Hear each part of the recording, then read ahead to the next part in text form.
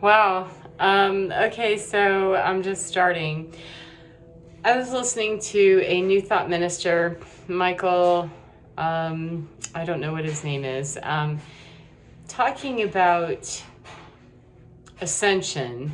And Ascension being that you can have the unwoke, the completely, not into it, don't have any idea what you're talking about, just whatever. And then you have the spiritual people who are on their spiritual path, and who are locked into doing the right thing, being a good person, being holy and Christ-like or Buddha-ish or whomever their deity is that they're deciding to follow. And the thing that I really got from this man was that the highest position of strength is to be able to just stand in your own energetic stamp, own that, claim that, and say, I'm a spark of divinity. I came up out of that same fire. I'm a little ember that I'm over here embering away and doing my thing, and I'm still of the fire. And so I'm still fire, even though I look like I'm over here doing this. It doesn't look like that big giant, thing. It's over here looking like this.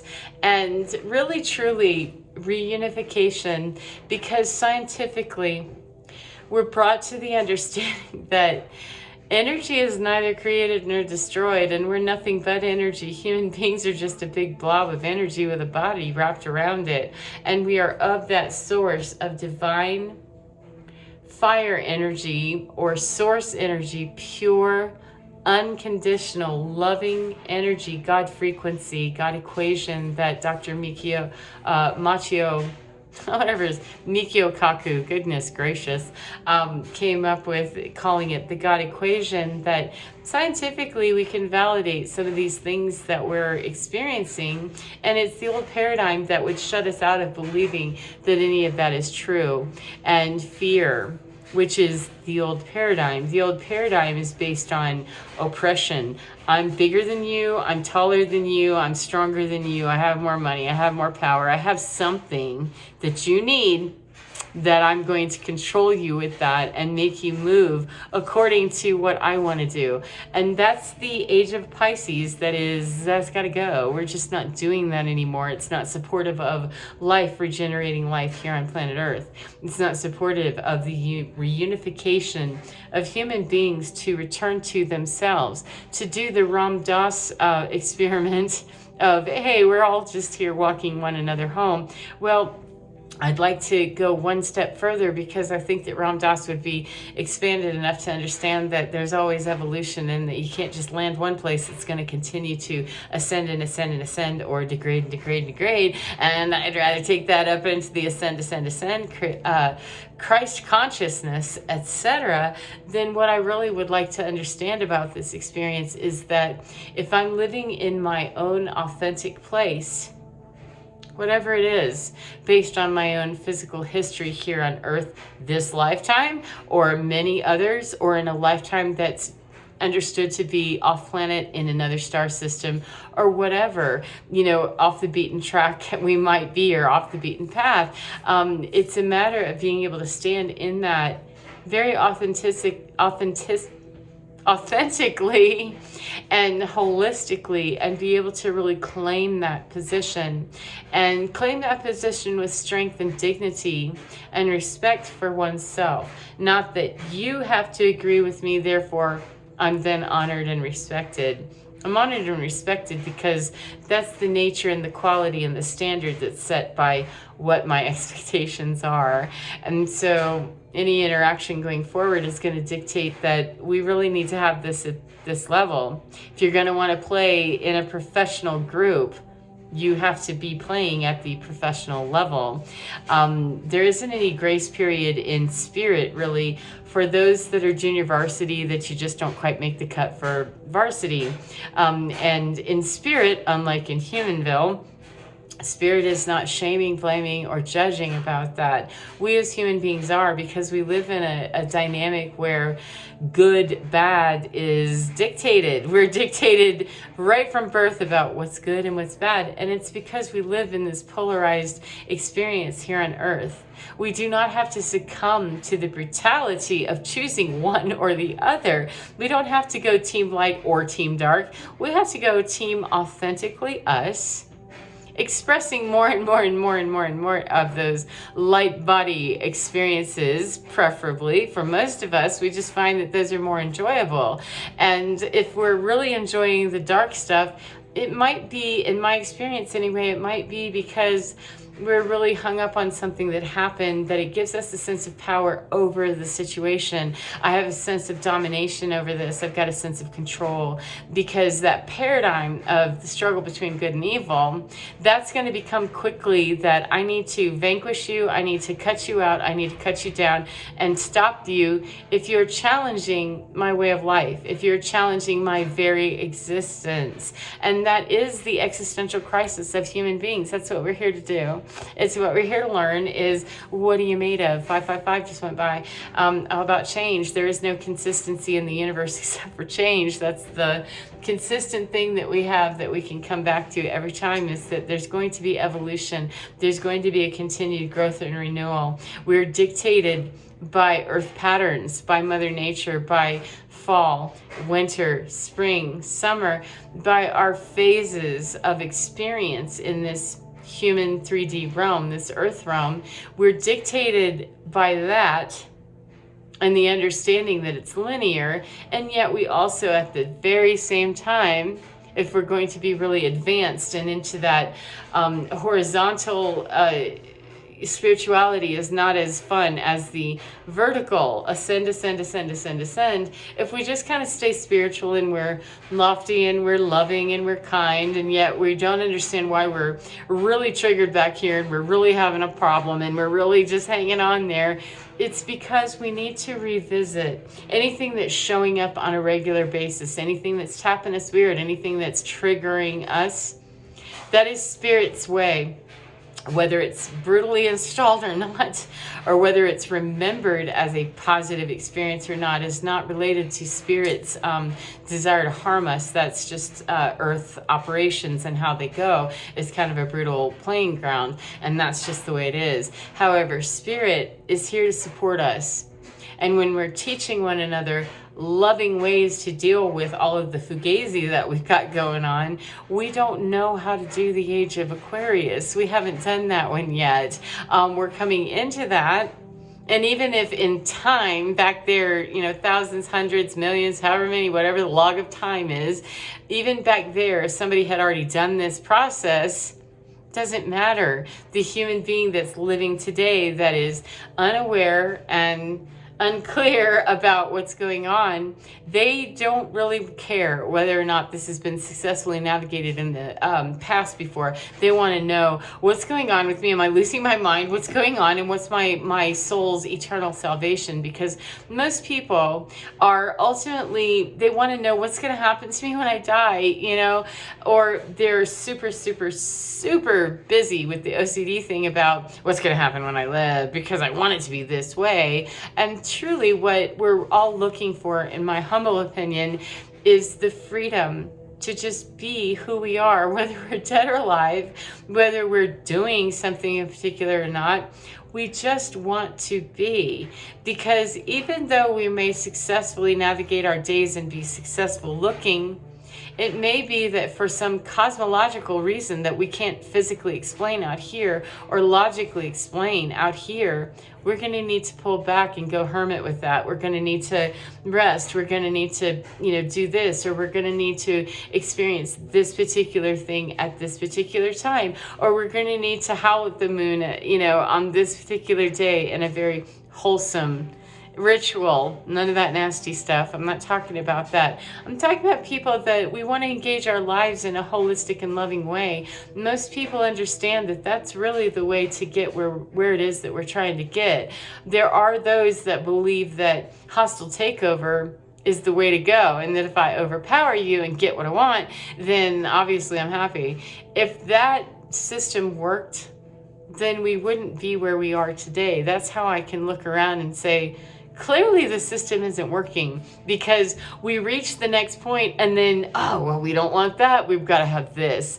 And that's human spirit. That's human evolution. It's a matter that the consciousness and the evolution of anger and rage, hurt, unresolved grief, disappointment, shame, guilt, and trauma, unresolved any one of those, it nets what we have now, which doesn't have to be our baseline. Our baseline understanding is that we're loving, forgiving, wholesome human beings. And that sounds so lofty and spiritual and lovely, and it is, except that it can get a little bit ugly whenever we have to deal with the reality that it isn't always so sweet and unicorn-ish in 3D reality. Some of us have some very, very, very toxic and horrible backgrounds.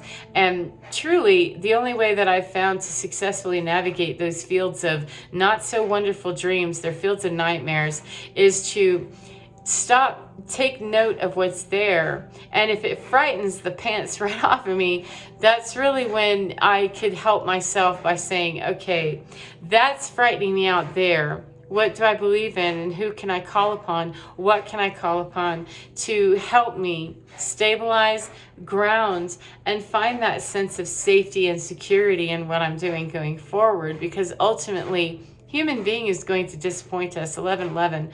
A human being has potential to disappoint us because we have free will. So at some point, human beings that we trust and that we can trust or not trust, I mean, either way, we will be disappointed because we're not 100% infallible. We're quite fallible. Spirit, however, is not. And so that's what we can grow to really know and understand. And when we fall down, it isn't spirit that fell. It's us and our lack of understanding.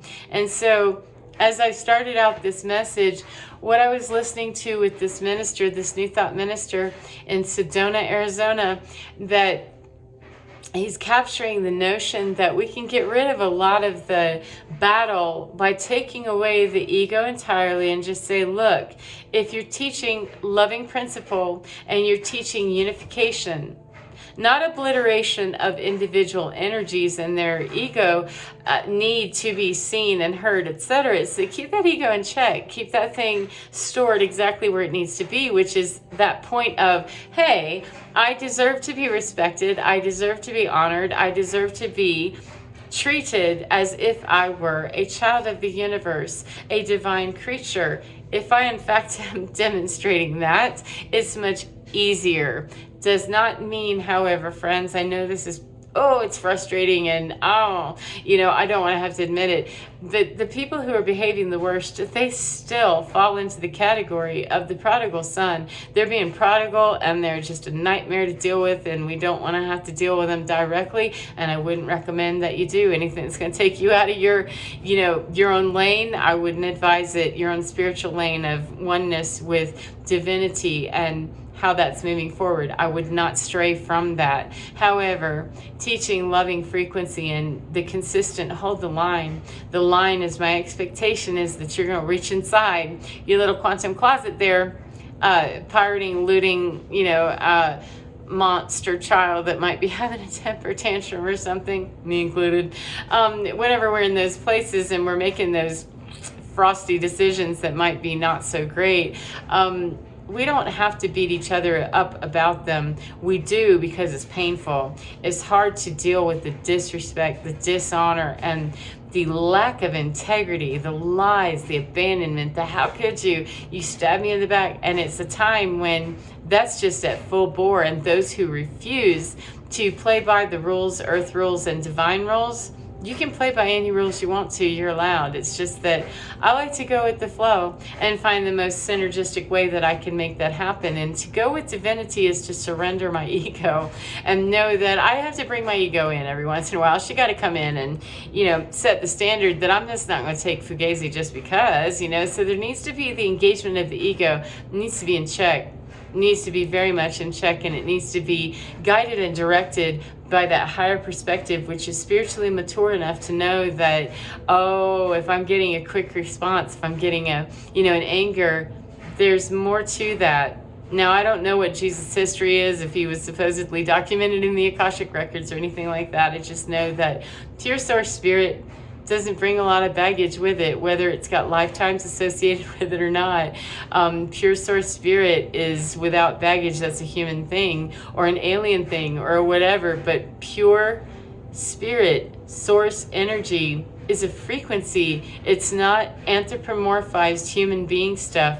That's us that does that. And it would just be simpler, in my opinion, it's much simpler for me anyway, whenever I don't anthropomorphize God and try to understand, well, how could he be so forgiving? I can't rationalize that because human beings don't have the capacity to rationalize that very well yet. That's what we're trying to get to, is the ability to say, oh man, you screwed that up. You screwed it up bad. Like, that was bad. That was really terrible, but I love you. Let's work that out. Let's just fix that.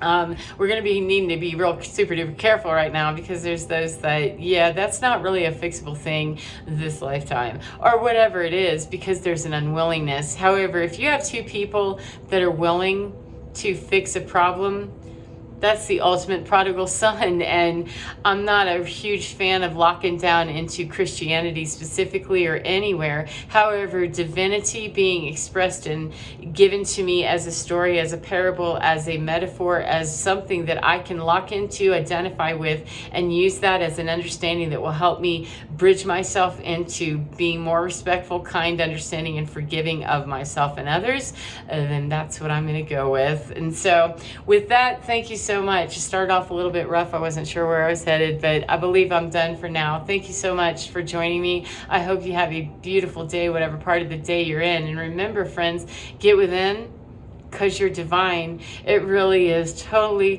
fine. It's not broken, it's not busted, and it doesn't need a day off. You as your own individual person, your personality, you might need a day off. However, spirit is endless, eternal, infinite, and consistently the same amount of energy input. It is us that has those problems with blockages, etc. There's no shame in that. There doesn't have to be. Spirit isn't sending it to us. And so when we're shaming ourselves, we can disconnect that. It's not easy necessarily. I'm not saying it is. It's just that if we get to that, and when we get to that, that's a huge piece of the puzzle, to finally get a hold of that and say, oh, this is I need to have a humble moment. And that's our greatest struggle for most human beings, is that we just don't want to be humbled. We don't want to have to get on our knees and say, because we do that with human beings. We get on our knees with human beings because they've got power over us. And that's the difference with divinity, that's straight up, is that there's nothing about God equation or ascended master frequency or archangels that asks me to subjugate myself and be on my knees begging, pleading, and being a victim. There's nothing about that. The non-victimization comes by saying, I don't know everything there is to know, and I'm very clear that the Most High does, or divinity, God frequency, Jesus Christ, Krishna, Buddha, whomever it is that brings you to that place of, I understand my holiness, my sacred, and my true. That is what I want you as a teacher. I would love for you to connect with that and be very okay with not explaining how you arrived there or how it is that you feel about what it is that you're doing to someone else, because they may or may not be there for your purposes. They may be there doing investigation for themselves, and it may look like a full-on attack, and it probably is. So be very careful in deciding as you go forward how it is that you want to express your divinity. Do you want to express it through Christianity? Please do. Be the most Christ-like individual you know how to be. If you want to express it through agnosticy, that's beautiful. Be the most agnostic, beautiful person that you can be, that's loving, kind, and forgiving, because the ultimate goal is loving, kind, and forgiving, and empowered. And the most empowered position that we can be in is standing in that position of, I am what I am, I'm here, and this is what I'm doing, and this is how these are the tools I had to deal with what I have going forward. And sometimes we find out in the after action review that I didn't have all the tools I really needed for that. And that's where divinity comes in and goes, hey, we've got those tools for you. We can give you those tools. We have to be willing to receive those tools, and they look a whole lot like humble pie sometimes, and we think we're being punished. It's not a matter of punish. It's a matter of misunderstand. If I misunderstand and look at that person, he did that to me, I am a victim. I do need to look at it from the 3D Earth perspective that, yes, I was victimized in that exchange. I lost something. I was stolen from, whatever it is. And then go to that higher perspective of, and so when we're in this perspective, the Hawk's view, we let go of the ego attachment to how could they? Which is easier said than done. I'm not saying it isn't. So no need to pick a fight. I'm not. I'm just saying that is our struggle. That's every single one of us. That's the secret that nobody wants to talk about, is that point, whatever it is, the point that draws you, me, others to, I'm willing to go there, but I'm not willing to go there. That's the point that I'm willing to sell. Some of us have ones that are real short, and some of us have ones that are real long. And when we do the comparative study about what other people are doing in comparison to what we're doing, we then may need to make those judgments of good and bad. And I'm suggesting that we just need to make the adjustments in our energetic stamp, our vibration. Our energetic signature is ours. And when we can really get a hold of that and vibe that higher and higher and higher and higher and higher, and be okay with however it looks. Sometimes it might look a little herky-jerky and weird, and sometimes it might look cranky. Sometimes it might look like a lot of stuff as we're working through, because most of us, we're learning brand new skills about ourselves, and every time the planets make a new transition or there's a new alignment that we haven't had in hundreds of years, human beings are going to experience that very differently than anything in recorded history that we have readily identifiable connection with. It's not that we can't read about it. It's a matter that we have more of a human connection. We can say, hey, grandma told me a story about this, or, a sister told me a story about this, or whatever it is. So I've been blabbing now. I said I was going to stop. I'm definitely going to stop now. Thank you very much for your time. I do hope that you enjoy your day, whatever part of the day you're in, friend. And please go forward knowing that even though I say, teach love, express love, I have human emotion just like you do. I get angry, I get upset. And the beauty of it is in being able to disconnect from that at some point. We can always go back to our anger, our hurt, our self-righteous, whatever it is, we can always go back to that. It's a matter of being able to really get to that place of, okay, hold on, suspend my disbelief or my judgment or my whatever about this. Give it a minute just to take a deep breath. Because we may not be able to readily, if we're living in complete chaos, we may not be able to separate and take a really good picture of what's going on and get an accurate view if we're not used to doing that, or if it's still that takes some discipline. Now, it doesn't mean that we have to move into the woods and live a hermitage lifestyle and fast for 30 days and only eat, dandelion greens or whatever. It is that if that's what your soul is calling you to do and you need to do, then just do that, because that's how that's going to get answered in the most efficient way that won't drive you completely bananas probably day to day. But it may look like something else to another person. And when we step out of that judgment and the need to control and really surrender and let go, those are words that are not very popular. We don't want to surrender. Fighting to the death. And let me be very clear that I won't surrender to stupid. I'm not going to surrender to stupid and lose my ranking in spiritual realms because of making a decision that's based in my human understanding or my human ego. And to me, stupid decisions are the ones that would take me out of that place of teach love, be accepting, be kind, be knowing that people are having a struggle. Now, that can often look like Kumbaya Circle and I'm going to get run over by a Mack truck because, people can be taking advantage. They can and they do. Fear causes us to do a lot of things that are quite unsavory, nasty, and ugly looking. But that doesn't mean that the person who's receiving it has to join that fear factor experience. Easier said than done. I get it. I know. And we all are wherever we are at our points of convergence with one another. And my point of convergence with you in this particular experience, whether I know you're not, may be that I'm bringing all of this stuff and it's just triggered right here, and it's going to be this conflagration of what was that, and you're bringing this. Or it could be that if I try very hard to deal with the difficult baggage that I carry with me, to put that moment of objectivity in there, that breath, that space of, okay, we need some time dilation on this to just expand the moment and not get too involved in the story, not get too involved in the emotion, not get too involved in this particular set of circumstances that created this victimization. They are real. They happened. When we are victimized, our soul knows we've been victimized. We've been had, and we log that. We understand that, and we know that.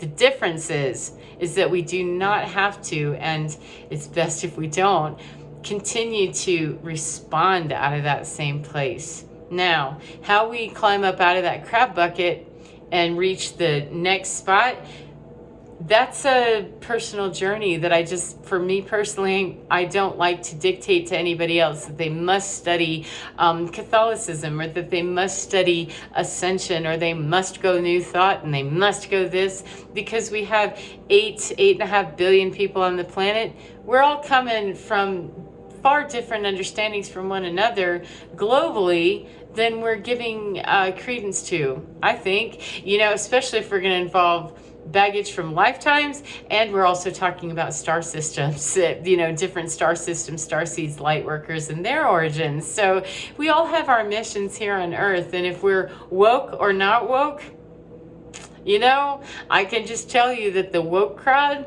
it really is. I responded very much so to what he was saying, that being woke and lit and all that, and if we need to announce that we're lit, we might not be as lit as we thought, that it's really about living that consciousness from day to day and choosing from moment to moment to moment. It's not about the label, identify with that, and then not really follow it and bang our head against a wall with the frustration of, I'm not really following the doctrine that I know would be more beneficial. Most of us know that eating unhealthy is going to leave us feeling not so great, and yet whatever it is inside of us propels us to want to eat the whatever that makes us feel better. That's a normal human response. We're trying to meet our need of self-soothing and self-regeneration and healing and renewal. It's just that we might not be making the most guided decisions in how we arrive there. Might not feel the best. I don't know. Does it? I know for myself that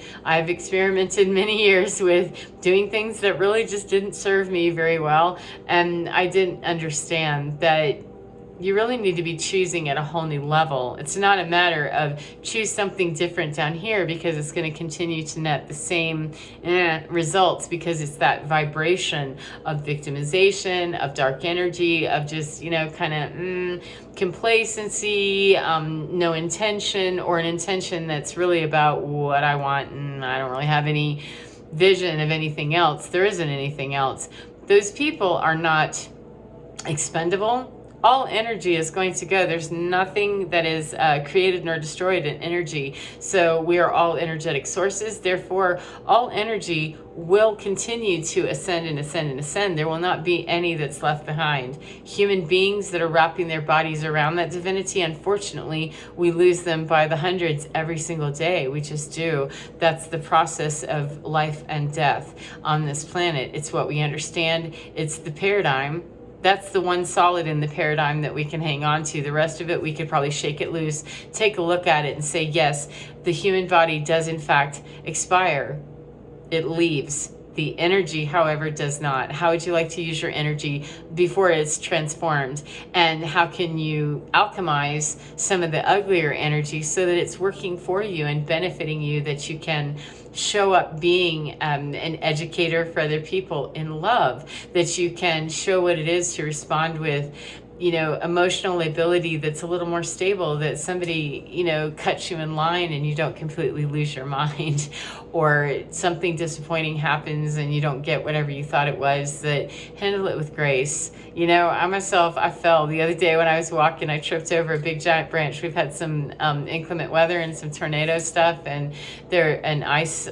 We've had some very just strange anomalies here in Colorado Springs, and there were a lot of branches on the ground, and I tried to hop over it, kind of step over it and work my way through, and I actually fell down. And part of me was like, oh my God, I can't believe that that's happening. And I thought, pick your butt up, pick your glorious behind up, and demonstrate to other people what it is to walk with the grace and the understanding that I fell, Okay, what does that say about me? Nothing, other than that. And in that moment, that particular snapshot, I was not terribly gifted in the anti-gravity maneuvering. I succumbed to gravity and took a dump right there on the ground in front of a major roadway. And so what? So what?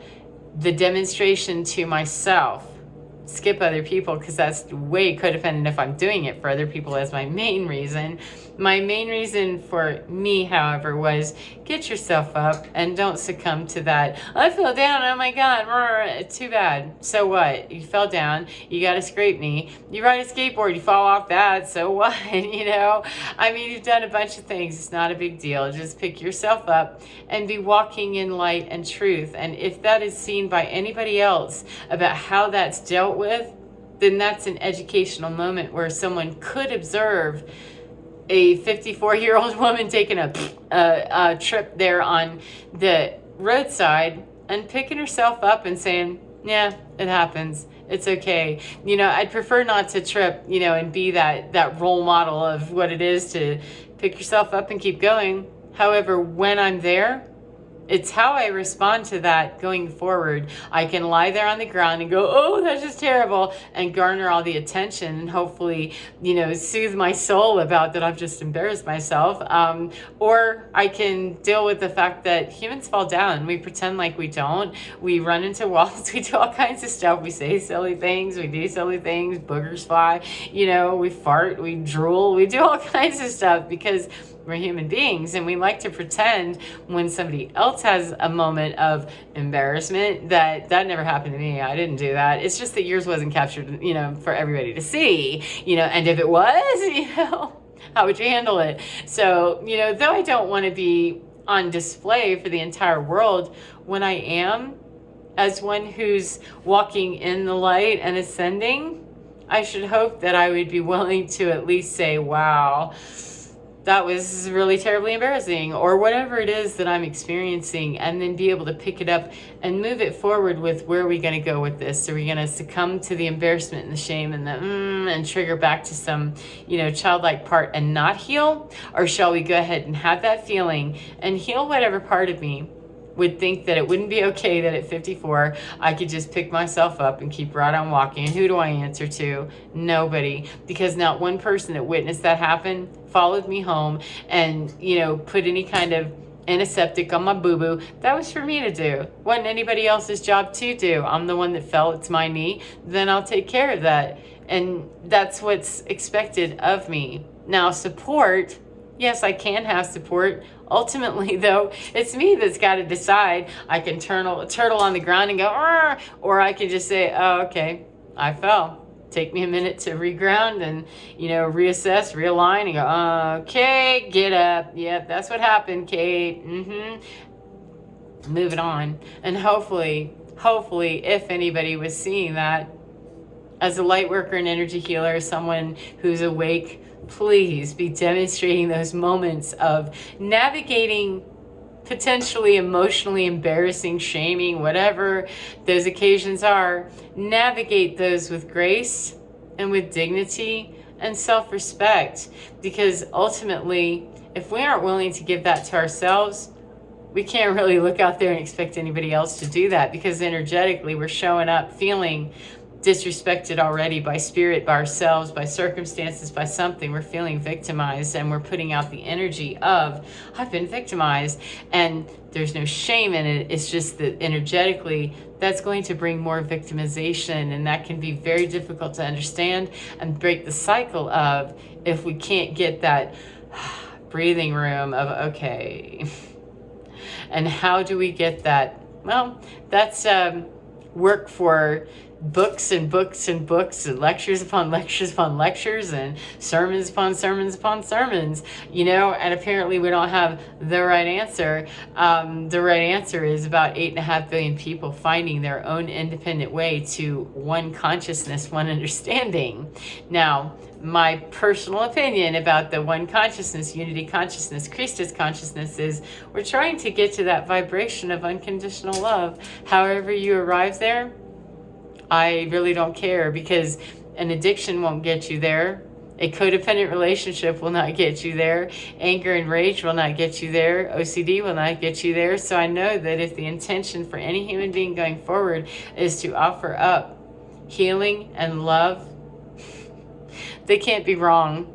And if they never attend church, if they never study Hermetic knowledge, if they never do anything formalized that looks to me like they are ascending, if they are in fact ascending in their behavior and they're doing all those things, they don't have to dress like a hippie. They can dress in their 3-piece suit and go to Wall Street every day. Whatever's in alignment with what their soul's calling is, and they're acting with integrity, dignity, and very noble, calculated response going forward.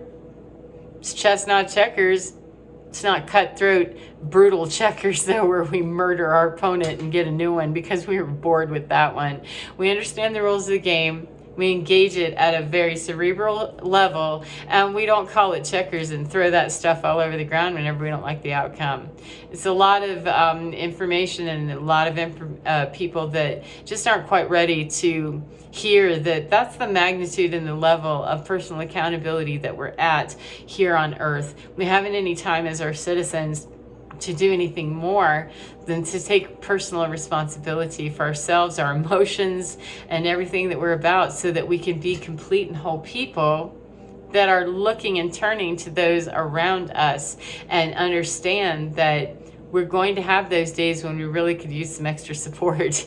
And if we don't really know that we can pull it out of the fire ever, then we're consistently always already showing up looking for somebody else to help us, because we couldn't possibly do this on our own. And we can. We've all been equipped with the same information to finish the puzzle as anybody else. No matter what the thought process is, that's just where I stand, is that I don't care what your origins are. I don't care how dark and ugly you've been. I don't care how demonic you've chosen to be. And you could be into voodoo terrible and hoodoo and all that other stuff bad, that wishing me death and harm and terrible stuff. And I'm still going to say that it would be the paradigm that would try to shut you out and say, well, you don't deserve because you wish terrible on a light worker or somebody here to do God's work.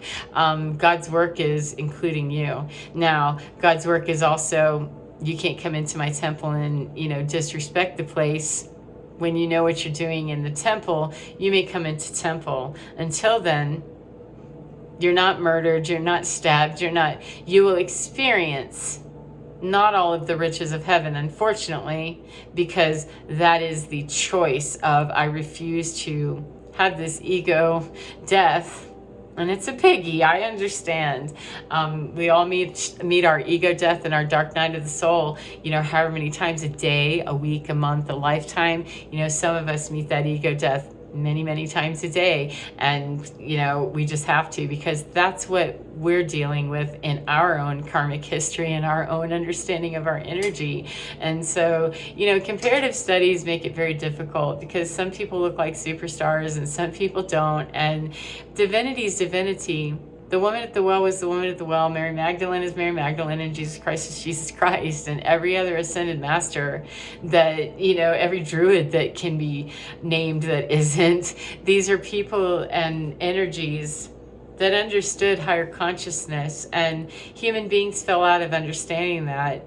And we're really being called now. The age of Aquarius is here. We're going to a new understanding that oppression just isn't in anymore, it's out. And the new in is empowered, strong, and a balance of divine masculine and divine feminine, however it is that we're showing up, expressing, or identifying as in our label of gender identification. Irrelevant. It's vitally important. I agree wholeheartedly with this man that it's vitally important we be teaching, we exemplify, and we show what it is to be a person dedicated to higher consciousness, not just a good Christian, because what if you have somebody who just doesn't? They're not going to be able to get there because they can't get past that Christian thing. They had, religious abuse in their history. I don't want to take away the opportunity for someone to, okay, don't call it religion. Then if you bike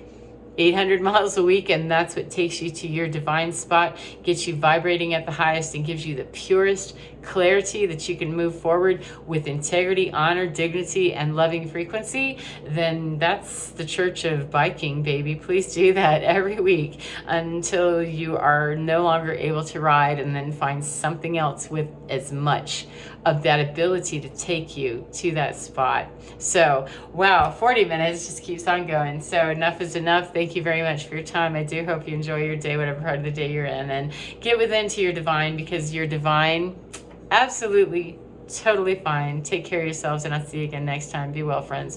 Bye-bye.